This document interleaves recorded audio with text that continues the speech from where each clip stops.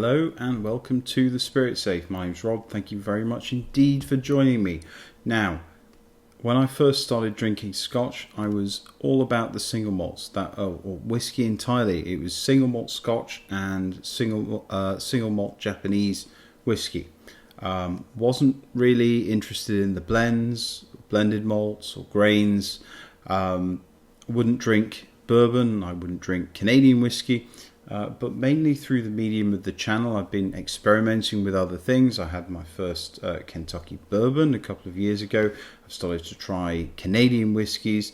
I started to introduce some blends into the channel as well. So I reviewed the first blended Scotch whiskies the last, probably the year before last. I'm now working on the Johnny Walker range. So I've done the red, black, double black, green. The green is a blended malt. I've been adding some blended malts in there.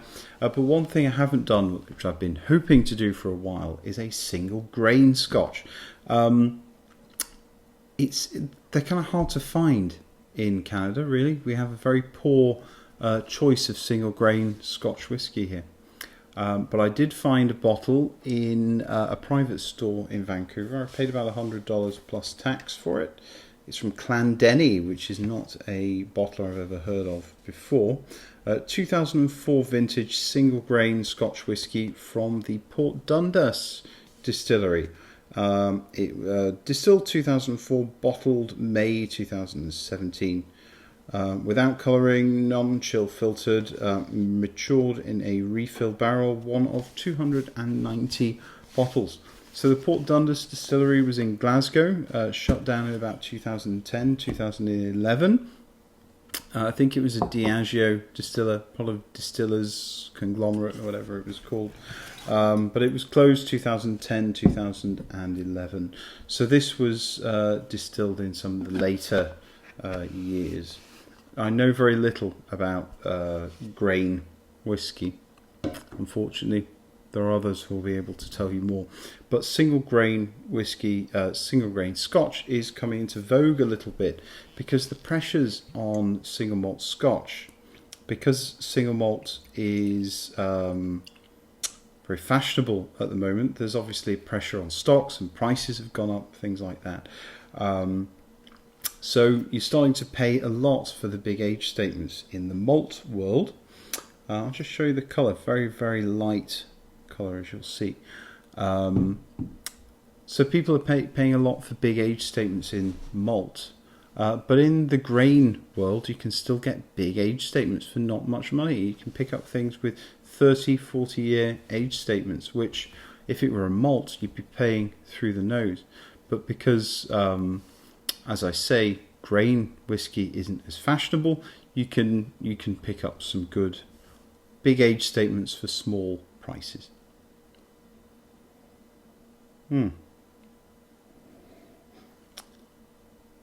Very definitely and grain alcohol note. It doesn't seem to have been tempered too much with the oak. The oak is of course there. It imparts an oaky menthol note, a bit of weakish tea and some fruit, but really this is a spirit forward, an alcohol forward experience. And it smells a slight isopropyl alcohol, de-icer, or actually the little napkins that they give us to clean the screens at work, like the screen wipe thing, which has got a strong alcohol, though, ethanol type. So spirit forward, alcohol forward on the nose, bottled at 50% ABV. So you do expect, but obviously with no maltiness to counteract it. It's a different type of experience for me. So grain alcohol, vodka. It's almost like an oak aged vodka to me, to my untrained nose. A light oak. The oak, as I say, doesn't dominate. It's definitely spirit dominated. But there's a twist of lemon, cucumber, Slight vegetal note like the skin of a cucumber, menthol, rough oat cakes or not very sweet biscuit notes, cashew nuts, a light toffee, new make spirit, slight acetone, and when this was first open, I did find the alcohol note a little bit offensive. It's a bit like walking past a nail salon, all that. I don't know. It must be what they use to get to dissolve the glue on the nails. But you walk past a nail salon, you know what it smells like.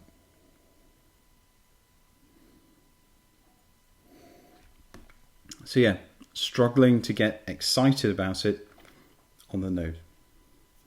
I've got some water here. I will add some in a second. I'm just going to have a sip of it.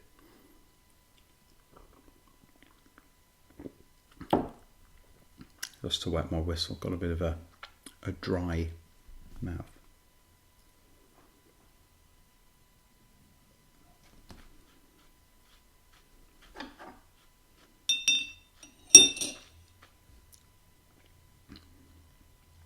On the palate, definitely spirit led. New make spirit, definitely. I have tasted new make spirit. It was a peated new make spirit actually that I tried, but unmistakable. Drying as it moves into the finish, but also sweet, gin bitters, hazelnut, pink mouthwash, and banana on the palate. Let's see how we do. One and a drop of water, because I found this actually quite easy to drown, even though it's quite punchy. Remarkably easy to drown it. The oak is starting to find its place a little more.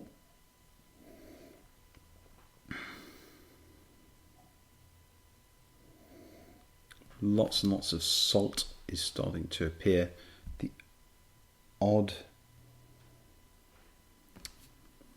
how would I describe it?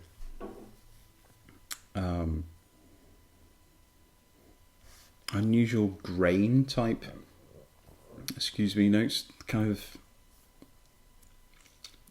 oaty, slightly oaty.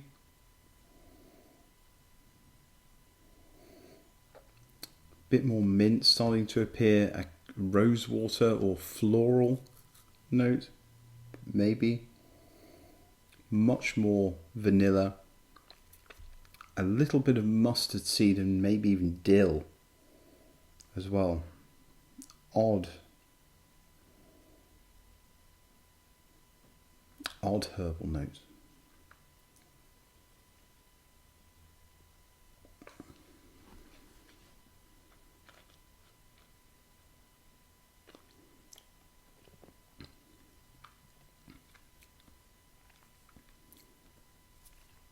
With the water added, it's developed a little bit of a creamy or buttery mouthfeel, which it didn't have before. I want to say it was bitter the first time I tried it with water, less so this time. Much more honeyed.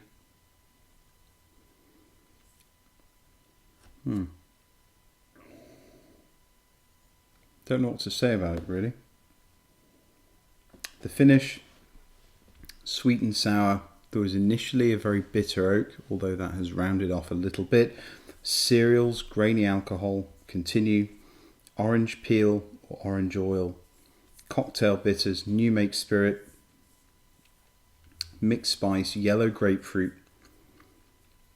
Pink mouthwash. Hint of sweetness at the back, over-stewed peppermint tea, and the odd flavour of eating something fruity after having brushed your teeth. It's that kind of awkward fruitiness that just doesn't quite land well with mintiness. You know what it's like. Anyway, So I think I'll always struggle with the style of this. I'd like to try another single grain whiskey, an older one, I think, than this. I'd like to try one of the much older ones, above 25 years. Interesting. Glad I got to try it. I think I overpaid a little bit. It's because single grain Scotch isn't really available in government stores. Hard to find. But yeah, I'd like to try more single grain. I'd certainly like to do a blended grain before the end of the year. Anyway, I hope you've liked the review. Like, comment and subscribe. And I look forward to seeing you again soon. Cheers. Bye-bye.